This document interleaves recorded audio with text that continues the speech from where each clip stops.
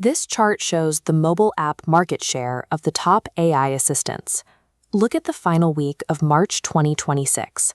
ChatGPT experiences a steep plunge, falling from 69% down to 45%. At that same moment, a second line cuts across it, heading upward. That rising line is Anthropic. In 9 months, their enterprise product, Claude Code, went from $0 to $2.5 billion in annual recurring revenue. It is the fastest B2B ramp-up recorded in the software industry. While Anthropic captured the market, OpenAI struggled with its overhead.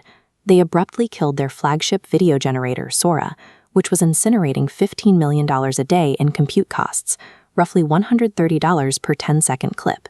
The shutdown instantly voided a billion-dollar licensing deal with the Walt Disney Company. The financial pressure coincided with a collapse of the company's internal NDAs. Investigative journalist Karen Howe released a report built on interviews with over 300 industry insiders. More than 90 current and former OpenAI employees described a culture defined by internal manipulation.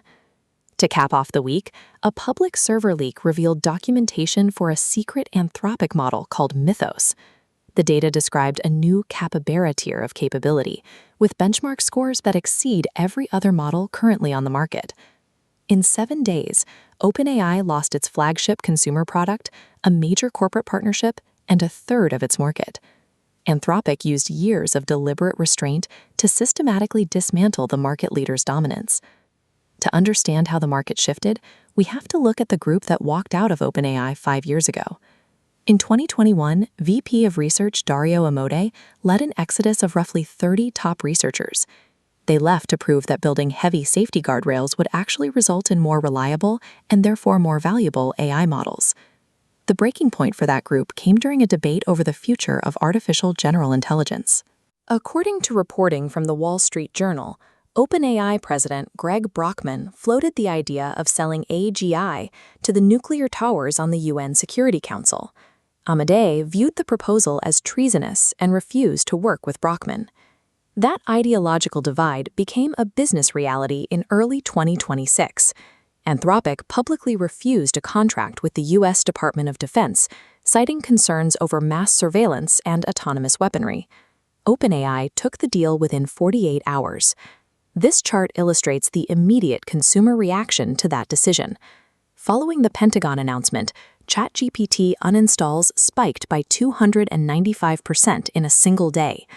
Over that weekend, an estimated 1.5 million users canceled their paid subscriptions.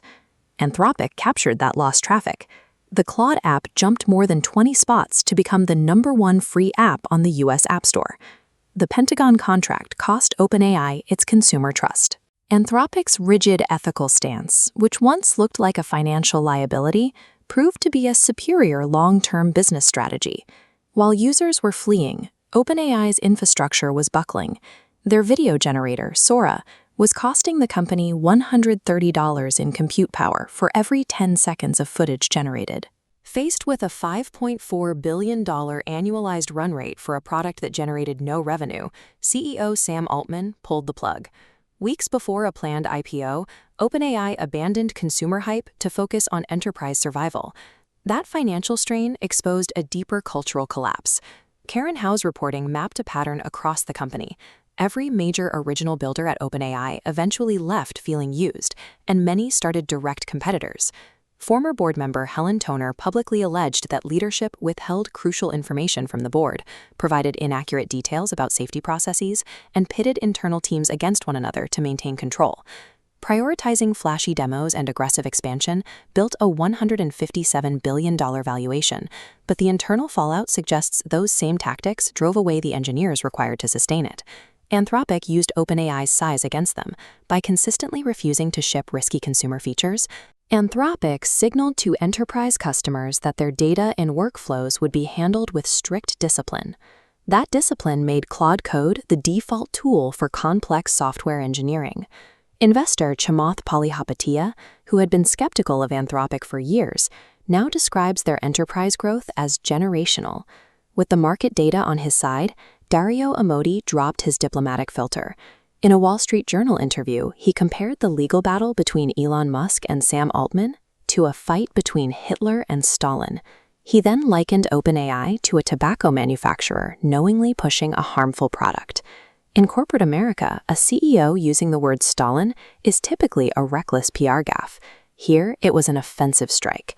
Amodei knows the market now backs his 2021 revolt, and he is pressing the advantage. We can see exactly how the market interprets this momentum. This graphic tracks real money betting odds from Polymarket. Traders currently assign a 100% probability that Anthropic will hold the best AI model by the end of March. Conversely, they give OpenAI just a 29% chance of reclaiming that spot by June. Anthropic isn't immune to gravity. Their growth is already causing severe server throttling for paid users. And by leaking documentation claiming their unreleased Mythos model is by far the most powerful ever built, they have set a dangerously high bar for themselves. OpenAI still possesses immense structural power.